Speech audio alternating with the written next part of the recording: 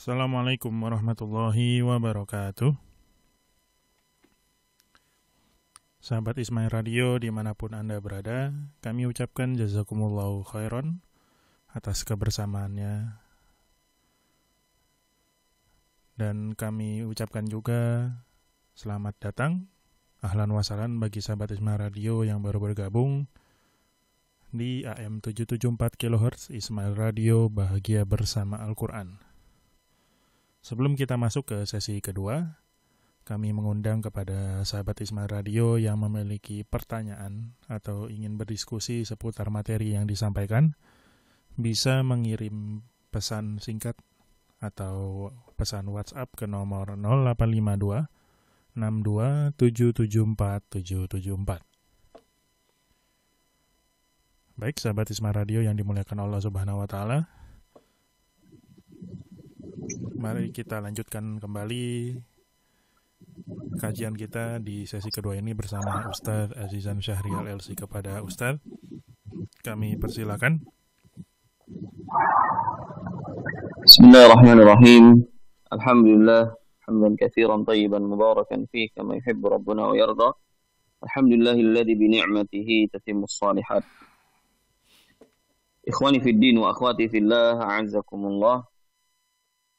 Sahabat Ismail Radio yang semoga dimuliakan Allah Subhanahu wa taala. Alhamdulillah kita masih diberikan kesempatan oleh Allah Subhanahu wa taala untuk melanjutkan kembali kajian kita di sesi yang kedua ini, masih di dalam pembahasan urgensi dari puasa di bulan Syawal, dan kita memasuki faedah yang keempat atau faedah yang ketiga ya dari faedah berpuasa di bulan Syawal ini, atau puasa 6 hari di bulan Syawal.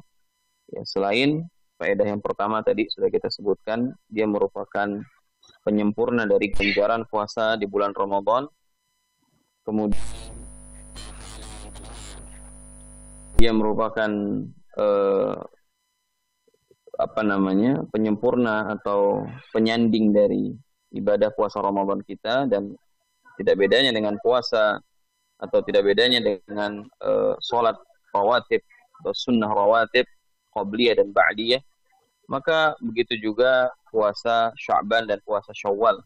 Puasa Sya'ban, maka dia mengambil hukum dari sholat sunnah qabliyah, sebagaimana puasa 6 hari di bulan Syawal dia mengambil hukum dari sholat sunnah ba'diyah yang kita lakukan, yang mendampingi sholat-sholat fardu kita, sehingga ketika terjadi kekurangan, ketika terjadi miss di dalam pelaksanaan ibadah puasa kita di bulan Ramadan, maka diharapkan puasa Syawal tersebut dapat menutupi dan menyempurnakan kekurangan yang terjadi di puasa bulan Ramadan tersebut. Kemudian di faedah yang ketiga ini, kata Imam Ibnu Rajab Al-Hambali rahimahullah, anna mu'awadat as-siyami ba'da as-siyami Ramadan alamatun ala qabuli sawmi Ramadan, fa inna Allah idza taqabbala 'amala 'abdin waffaqahu li'amalin salih ba'dahu. Bahwasannya membiasakan puasa setelah berpuasa Ramadan, tentu termasuk di situ puasa 6 hari di bulan Syawal, adalah alamah, tanda atau ciri diterimanya puasa kita di bulan Ramadan yang lalu. Fa inna Allah idza taqabbala 'amala 'abdin, kata Imam Ibnu Rajab Al-Hambali rahimahullah, karena sesungguhnya Allah ketika ia menerima dengan penerimaan yang baik dari amalan saleh yang dilakukan oleh hambanya, waffaqahu li'amalin salih ba'dah, maka tandanya adalah Allah akan memberikan dia taufik untuk mengerjakan amal saleh setelahnya. Kama qala ba'duhum, sebagaimana perkataan para salaf kita terdahulu, thawabul hasanah al-hasanatu ba'daha, ganjaran atas kebaikan yang kita lakukan adalah kebaikan setelahnya. Jadi ketika kita diterima amalan soleh kita oleh Allah Subhanahu wa taala, maka tandanya, di antara tandanya, bukan satu-satunya ciri atau bukan satu-satunya tolak ukur diterima atau ditolaknya amal kita, tapi paling tidak ini menjadi busyra, menjadi kabar gembira buat kita, ya, bahwasannya di antara tanda amal soleh itu diterima oleh Allah adalah kita akan melihat apakah amal soleh itu akan stuck di situ, ataukah dia berlanjut kepada amal soleh berikutnya. Faman amila hasanah, maka siapa saja yang mengerjakan suatu kebaikan, tsumma atba'aha ba'daha bihasanatin,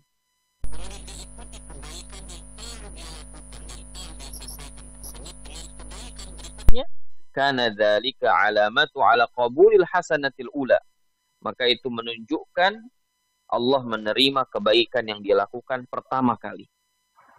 Kebaikan yang pertama itu diterima Allah Subhanahu wa taala. Dan semoga Allah Subhanahu wa taala menerima seluruh amal saleh kita di bulan Ramadan yang lalu, dan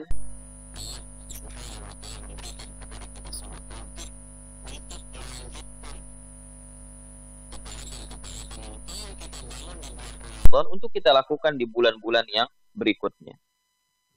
Ya, faedah yang ketiga, bahwasannya membiasakan diri berpuasa di bulan-bulan setelah bulan Ramadan ini merupakan ciri diterimanya amal soleh kita oleh Allah Subhanahu wa taala. Kemudian faedah yang keempat dari faedah berpuasa di bulan Syawal ini adalah anna siyam Ramadan yujibu maghfirah ma taqaddama min ad-dunub kama sabaqa dzikruhu. Sebagaimana kita ketahui bersama, di antara ganjaran dari puasa di bulan Ramadan, kalau Allah terima dengan penerimaan yang baik ibadah kita tersebut, maka ganjarannya adalah dihapuskan seluruh dosa-dosa kita. Diberikan maghfirah. Ya, diberikan maghfirah oleh Allah Subhanahu wa ta'ala atas seluruh dosa-dosa kita yang telah kita lakukan yang lalu. Wa anna sha'imin li Ramadan yufuna ujurahum fi yaumil fitr. Dan bahwasannya ganjaran orang-orang yang berpuasa di bulan Ramadan tersebut, yakni berupa maghfirah, itu dibayar kontan di hari raya Idul Fitr. Wa huwa yaumul jawaiz. Karena hari Idul Fitr adalah hari kemenangan, hari kesuksesan, hari perayaan. Ya, suksesnya kita di dalam mengerjakan aktivitas ibadah puasa di bulan Ramadan. Fayakunu mu'awadatu siyami ba'dal fitri syukran li hadhihi ni'mah. Karenanya tatkala seseorang yakni puasa Syawal, maka puasa tersebut dianggap sebagai bentuk syukur atas nikmat besar yang Allah berikan kepada kita. Fala ni'mah a'zam min maghfiratiz dzunub, dan tidak ada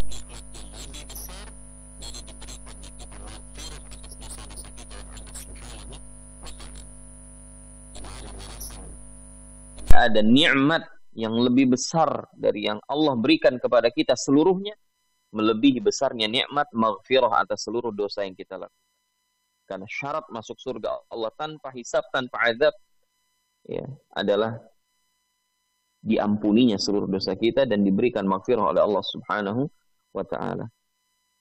Karena Nabi SAW yaqumu hatta tatawarram qadamah, diriwayatkan oleh Ibunda Aisyah radhiyallahu taala anha sebagaimana yang telah masyhur, yang diriwayatkan oleh Al-Bukhari dan Muslim dalam kitab sahih mereka berdua, bahwasanya Nabi kita Muhammad sallallahu alaihi wasallam ketika beliau mengerjakan salat malam, bagaimana kondisi beliau? Beliau mengerjakan salat malam hatta tatawarram qadamah. Beliau melakukan salat malam sampai bengkak, dan dalam riwayat ini hatta tatafattarna, sampai kaki beliau itu kapalan, ya, kemudian pecah dan mengeluarkan darah.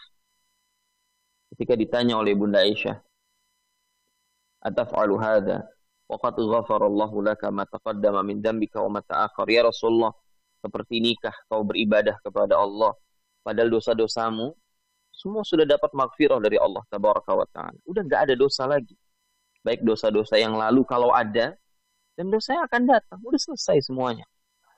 Itu puncak nikmat seorang hamba, ya. Apalagi sih dicari? Maka kata Nabi SAW, afala akuna abdan syakura, wa ya Aisyah, apakah aku tidak menginginkan dimasukkan oleh Allah ke dalam kategori hamba yang bersyukur? Bukankah ketika dosa aku sudah diampuni oleh Allah, itu membutuhkan syukur? Bukankah harusnya aku bersyukur? Karena nikmat yang sangat besar. Kalau kita saja ketika Allah Subhanahu wa ta'ala, ya, bagi orang tua, dia punya anak, lalu anaknya diterima di kampus-kampus negeri, ya, dengan biaya yang murah, ya, prestasi yang memuaskan, bukankah dia akan bersyukur kepada Allah? Bukankah ketika seorang selesai operasi dengan sukses dan diselamatkan Allah Subhanahu wa taala dari kematian, operasinya berjalan dengan lancar, bukankah sebagian kita ya itu memberikan sedekah, ya, makan-makan, ya kan, memberikan hal yang dianggap itu sebagai bentuk syukurnya kepada Allah Subhanahu wa taala. Maka demi Allah tidak ada nikmat yang lebih besar daripada nikmat maghfirah. Dan di Ramadan kita telah mendapatkan maghfirah dari Allah Subhanahu wa taala. Ya, insyaallah. Karenanya ketika Allah telah memberikan kepada kita maghfirah, maka itu pun juga membutuhkan syukur. Al-Imam Ibnu Rajab mengatakan, waqad amara Allah Subhanahu wa taala ibadahu bi syukri ni'mati siyami Ramadan bi idhari dzikri.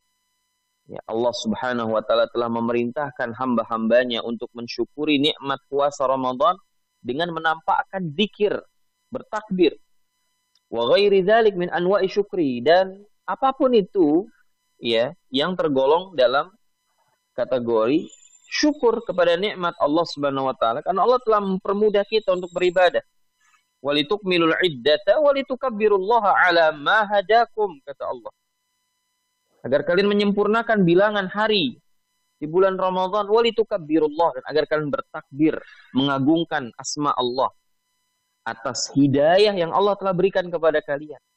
Kita bisa puasa 30 hari di bulan Ramadan tahun ini, bukan karena kita yang mampu, bukan karena kita yang sukses ya, menjalankan semua agenda ibadah di bulan Ramadan, bukan karena kita yang hebat, bukan karena keimanan kita yang kuat, la, ala ma hadakum. Semua itu atas petunjuk Allah. Kita bisa menuntaskan semua ibadah dan agenda ketaatan di bulan Ramadan, semuanya atas hidayah Allah Subhanahu wa taala. Kita nggak punya andil sama sekali. Wa la'allakum tashkurun, agar kalian bersyukur kepada Allah, kata Allah. Famin jumlati syukril 'abdi li rabbih ala taufiqihi li siyami Ramadan wa i'anati 'alaihi wa maghfirati dzunubihi an yasuma lahu syukran 'aqiba dzalik. Nah, di antara bentuk syukur seorang hamba kepada Rabb-nya atas taufik yang Allah berikan kepadanya sehingga dia sukses menjalankan ibadah puasa di bulan Ramadan dan dia sukses mengerjakan seluruh aktivitas ibadah di bulan Ramadan ya dengan pertolongan Allah, dan diberikannya dia maghfirah karenanya oleh Allah Subhanahu wa taala atas dosa-dosa yang dia lakukan, maka di antara bentuk syukurnya adalah berpuasa setelah puasa Ramadan. Kana ba'du salaf, kata Imam Ibnu Rajab Al-Hambali rahimahullah, dahulu sebagian salaf kita, idza wuffiqa liqiyami lailatin minal layali, kalau diberikan taufik oleh Allah untuk bangun malam, salat malam, kalau diberikan taufik untuk qiyamul lail, mengerjakan salat di malam hari, asbaha fi naharihi shaiman, maka dia pasti berpuasa di siang harinya. Kalau diberikan taufik oleh Allah untuk qiyamul lail, untuk bangun di malam hari mengerjakan salat 11, 23, 36 rakaat bebas. Kalau dia ala kulli hal, dia diberikan taufik oleh Allah untuk mengerjakan qiyamul lail, maka sesungguhnya sebagian salaf kita dahulu itu pasti berpuasa di siang harinya. Wa yaj'alu siyamahu syukran li taufiqi lil qiyam, dan dia jadikan puasanya itu di siang hari sebagai bentuk syukur atas taufik Allah Subhanahu wa taala, karena Allah telah memberikan kemudahan baginya untuk bangun di malam hari dan melakukan qiyamul lail. Karenanya Wahab bin Al-Ward pernah ditanya tentang pahala, ya, thawabi syai'in min al-a'mal. Pernah ditanya tentang apa sih pahala kita ini kalau kita tawaf dan ya semisalnya. Maka kata Al-Imam Wahab bin Ward, la tas'alu an thawabi. Udah, kamu tuh nggak usah tanya-tanya balasan atau pahala apa yang kamu dapatkan dari Allah atas ibadahmu tersebut. Walakin is'alu malladhi ala man wuffiqa li hadzal amal min asy-syukri wat taufiqi wal i'anati alaih. Tapi pikirkanlah, apakah nanti Allah memberikanmu taufik untuk bersyukur kepada Allah atas nikmat ibadahmu yang kau telah lakukan tersebut. Jadi habis ibadah itu bukan bertanya tentang apakah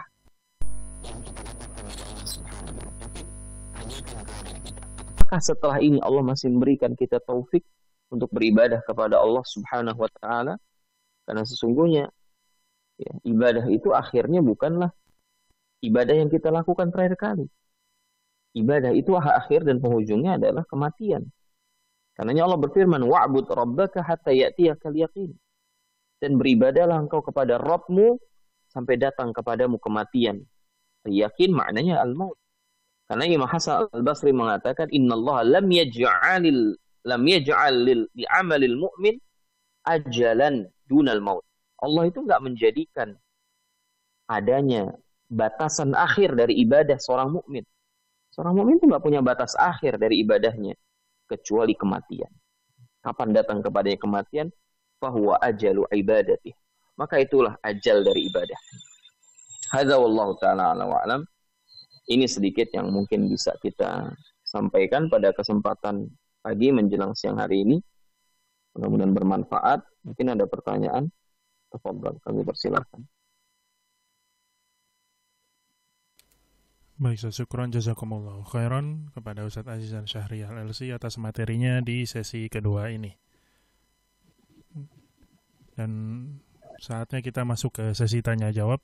Bagi sahabat Ismail Radio yang memiliki pertanyaan, bisa langsung mengirimi kami pesan melalui SMS atau WhatsApp di nomor 0852 62774 774. Baik, Ustaz, ini ada pertanyaan, Ustaz. Baik, tafadhal. Assalamualaikum, Ustaz. Assalamualaikum warahmatullahi wabarakatuh. Saya punya hutang puasa 8 hari. Saya bayar tapi belum selesai dan saya belum bisa puasa Syawal karena bayar hutang puasa wajibnya terlebih dahulu. Apakah kalau sudah ganti bulan, apakah masih bisa puasa Syawal, Ustaz? Iya, barakallahu fiik. Ya, ketika seorang wanita dia memiliki halangan untuk menyempurnakan puasa di bulan Ramadan, dan tentu mayoritas kaum wanita pasti akan mendapatkan halangan untuk menyempurnakan full ibadah puasa di bulan Ramadan 29 atau 30 hari. Dan itu merupakan sunnatullah yang berlaku terhadap kaum wanita. Dan itu nggak ada masalah di situ. Namun dia tetap wajib untuk menggantinya di bulan-bulan yang lain. Nah, berkaitan dengan puasa sunnah di bulan Syawal ini, maka para ulama terjadi perbedaan pendapat di kalangan ulama. Apakah prioritasnya puasa 6 hari di bulan Syawal ataukah puasa qadha yang dia tinggalkan di bulan Ramadan? Maka Allah Ta'ala a'lam wa a'lam, yang terbaik bagi seorang wanita kalau dia memiliki waktu yang lapang adalah hendaknya dia memprioritaskan qadha di bulan Ramadan. Namun kalau ketika waktunya mepet, waktunya tipis, kalau dia qadha maka dia nggak akan punya kesempatan untuk melakukan puasa 6 hari di bulan Syawal. Maka sebagian ulama memberikan keringanan, artinya mereka berpendapat bahwasannya yang lebih didahulukan adalah puasa 6 hari di bulan Syawal. Dan ini masalah khilafiyah. Ya. Maka saran saya ketika memang harinya sudah mepet, kalau dia selesaikan puasa qadha-nya, mungkin sebagian ada yang 30 hari, ya, ada yang 25 hari, dan nampaknya kalau dia mendahulukan qadha, dia nggak akan kebagian 6 hari di bulan Syawal, maka silakan dia puasa 6 hari di bulan Syawal terlebih dahulu, baru setelahnya dia mengqadha puasa yang dia tinggalkan di bulan Ramadan, sebagaimana Ibunda Aisyah radhiyallahu taala anha pun pernah mengqadha puasa Ramadan di bulan Sya'ban, hampir masuk Ramadan tahun berikutnya. Ini menunjukkan bahwa qadha Ramadan itu boleh diakhirkan ketika kita punya uzur. Tapi kalau tidak punya uzur syar'i, maka hendaknya dia diprioritaskan. Ya. Dan apakah kalau seumpamanya seorang wanita atau siapapun dia lebih memprioritaskan qadha Ramadan sehingga kesempatannya berpuasa sunnah 6 hari di bulan Syawal, qadarullah habis dan masuklah bulan berikutnya, ya, bulan Dzulqa'dah. Maka sebagian ulama mengatakan boleh dia mengqadha puasanya tersebut. Boleh dia mengqadha puasa Syawal di bulan Dzulqa'dah. Wallahu ta'ala a'lam wa a'lam. Ya, ini mungkin yang bisa kita sampaikan. Baik, syukron atas jawabannya. Semoga memberikan pencerahan bagi penanyanya. Ini kita berlanjut ke pertanyaan selanjutnya, Ustaz. Nah, tafadhol. Assalamualaikum warahmatullahi wabarakatuh. Assalamualaikum warahmatullahi wabarakatuh. Saya seorang ibu dan dari keluarga besar, tapi saya paling muda. Sehingga kalau hari raya saya harus mendatangi dan silaturahim ke banyak keluarga. Saya baru bisa puasa Syawal di waktu pertengahan atau di akhir-akhir Syawal selama 6 hari. Itu pun tidak berurutan. Bagaimana hukumnya dan apakah pahalanya sama dengan orang yang puasa di awal bulan Syawal? Ya, barakallahu fiik. Ya, berkaitan dengan pahalanya, maka tidak ada bedanya. Sebagaimana tadi juga dijelaskan oleh pendapat Imam Ahmad bin Hanbal dan yang lainnya, "Nahu la farq baina an yutabi'aha aw yufarriqaha min syahri kullih wa huma sawa." Ya, enggak ada bedanya apakah berturut-turut ataukah dipisah ataukah dilakukan di awal ataukah di akhir, pahalanya tetap sama insyaallah taala. Wallahu taala a'lam. Baik, Ustaz, syukron atas jawabannya. Dan ini mungkin pertanyaan terakhir nih, Ustaz ya. Nah, Soal ada yang bilang katanya kalau puasanya ini bisa nggak sih, Ustaz, sebenarnya niatnya jadi dua. Misalnya nih, yang tadi misal kode puasa, tapi juga niat untuk puasa Syawal gitu, Ustaz. Itu boleh atau bagaimana, Ustaz? ya berkaitan dengan tasyrikun niyah, menggabungkan dua niat dalam satu pelaksanaan ibadah, maka ada dua ibadah yang bisa digabungkan dalam satu, dua niat ibadah yang bisa digabungkan dalam satu pelaksanaan ibadah, ada yang tidak bisa. Para ulama menjelaskan ibadah itu ada dua jenisnya. Ada ibadah yang maksudatun lidzatiha, ada yang ghairu maksudatun lidzatiha. Ada ibadah yang memang dia punya satu tujuan, nggak ada kemungkinan yang lain. Memang itu tujuannya. Dan ada ibadah yang dia ghairu maksudah lidzatiha. Artinya kapan kita melaksanakan ibadah tersebut, niatnya apapun itu selama kita laksanakan dengan panduan Nabi SAW, maka nggak ada masalah. Semisal sholat sunnah tahiyatul masjid. Ya. Ketika Nabi mengatakan idza dakhala ahadukumul masjida fala yajlisa hatta yusalli rak'atain. Kama qala alaihi salatu wassalam. Kalau salah seorang dari kalian masuk ke masjid, maka janganlah salah seorang dari kalian duduk kecuali dia mengerjakan 2 rakaat. Nah, 2 rakaat itu 2 rakaat apa? Ini ghairu maqsudah li dzatiha. Ya. Sehingga ketika seorang masuk masjid dalam keadaan berwudu, lalu dia niatkan saya ingin sholat sunnah wudu atau sholat sunnah mutlak aja, atau sholat sunnah tahiyatul masjid, itu bisa langsung digabungkan dengan sholat sunnah wudu, terserah. Dan itu nggak ada masalah. Begitu juga seseorang yang masuk masjid di waktu zuhur, lalu dia sholat sunnah qobliyah zuhur 2 rakaat, maka itu otomatis, kata para ulama, dia sudah menggugurkan sunnah Nabi SAW. Janganlah salah seorang dari kalian duduk ketika masuk ke dalam masjid sampai dia sholat 2 rakaat. Sholat 2 rakaat qobliyah zuhurnya itu sudah menggugurkan sunnah tahiyatul masjid. Karena dia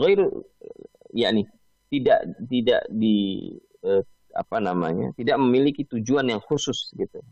Pokoknya kerjakan saja sholat apapun di masjid sebelum duduk. Ya, beda halnya dengan qobliyah subuh. Memang ada sholat khusus qobliyah subuh. Sehingga niatnya harus satu, nggak bisa digabung dengan sholat apapun. Kecuali tadi ya. Sehingga cukup satu niat, itu mewakili 2 ibadah.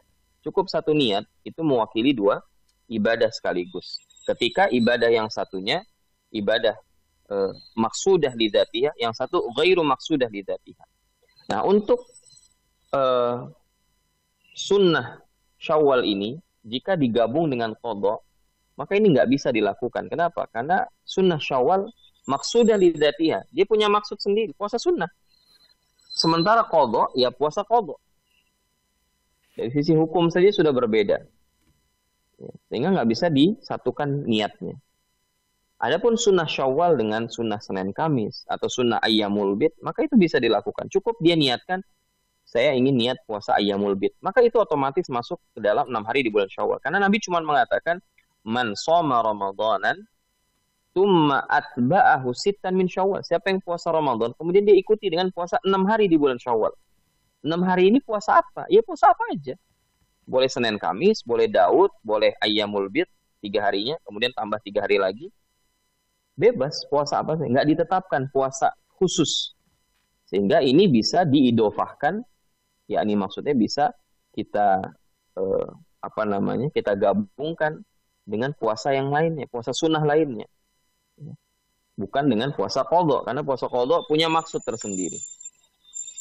Tetapi niatkan saja puasa qadha dan berharap dapat pahala sunnah Syawal. Niatkan saja puasanya puasa qadha, tapi berharapnya kepada Allah, mudah-mudahan Allah tetap mengganjar ya dirinya dengan pahala puasa di bulan Syawal, ketika dia mengqadhanya di bulan Syawal. Nah, Allah Ta'ala ini yang mungkin bisa saya sampaikan. Mudah-mudahan apa yang kita sampaikan pada kesempatan ini bermanfaat buat kami pribadi secara khusus dan buat para jamaah sekalian, para pendengar Ismail Radio yang semoga dimuliakan Allah Subhanahu wa taala. Ala kulli hal, perjuangkan 6 hari di bulan Syawal ini karena faedahnya sangat besar ya. Yang antara ini merupakan ciri atau tanda bahwa Allah Subhanahu wa taala menerima puasa kita di bulan Ramadan, dan ini bisa menutupi segala kekurangan yang terjadi di puasa Ramadan yang telah kita lakukan di bulan yang lalu. Semoga Allah memberikan taufiknya untuk kita. Assalamualaikum warahmatullahi wabarakatuh. Waalaikumsalam warahmatullahi wabarakatuh.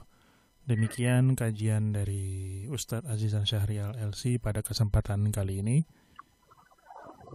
Semoga apa yang beliau sampaikan pada kesempatan kali ini bermanfaat untuk kita semua dan menambah wawasan keilmuan kita serta meningkatkan keimanan dan ketakwaan kita kepada Allah Subhanahu wa taala. Bagi sahabat Ismail Radio yang belum sempat dibacakan pertanyaannya, kami mohon maaf karena keterbatasan waktu untuk kajian kali ini. Dan bagi sahabat Ismail Radio yang ingin mengikuti kajian rutin dari Ustadz Azizan Syahrial LC, silakan catat dan simak di AM 774 kHz Ismail Radio Bahagia Bersama Al-Quran pada setiap hari Senin pukul 10 waktu Indonesia Barat sampai dengan selesai. Kami yang bertugas pamit undur diri dari ruang dengar Anda. Mari kita tutup kajian kali ini dengan doa kafaratul majlis. Subhanakallahumma wa bihamdika asyhadu an la ilaha illa anta astaghfiruka wa atubu ilaik. Wassalamualaikum warahmatullahi wabarakatuh.